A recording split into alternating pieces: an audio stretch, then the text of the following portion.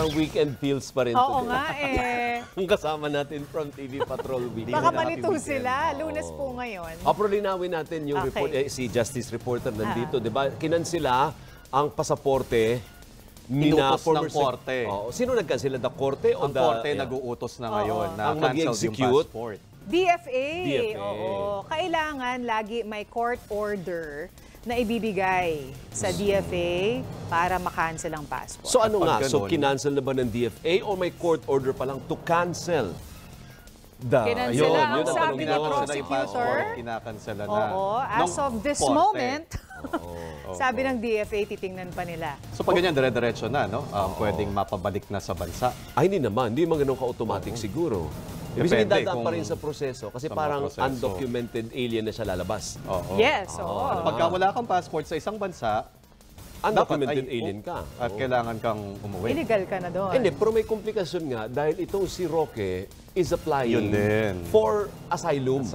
So hindi siya ganun ka, yung clean cut na walang passport yan. Hindi ganun. May protection ba siya habang siya ay nag-a-apply, di ba? Kasi ang sabi niya dati, may protection siya sa kaso, yung paghuli o pagpapabalik. Iba pa yung kay Ko. Wala pa tayo doon.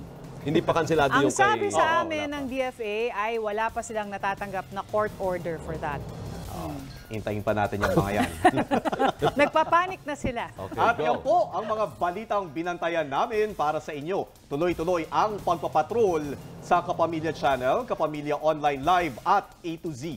Ako po si Adrian Ayalin. At 31 days na lang, Pasko na! Para sa iba pang balita, mag-log on sa abs-cbn.com.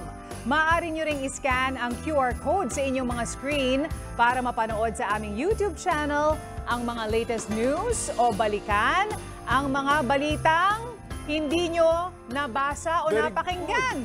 Napakinggan din ang TV Patrol sa DZMM Radio Patrol sa 6:30. Anumang hamon, anumang panahon, tapat kaming maglilingkod.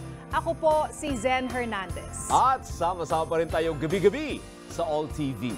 Ako naman po si Alvin L. Chico. Sa ngalan ng ABS-CBN News, in the service of the Filipino. Maraming salamat at magandang gabi, bayan!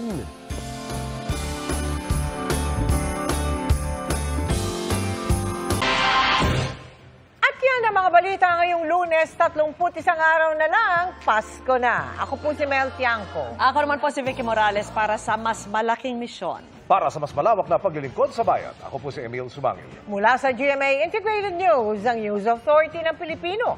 Nakatuto kami 24 oras.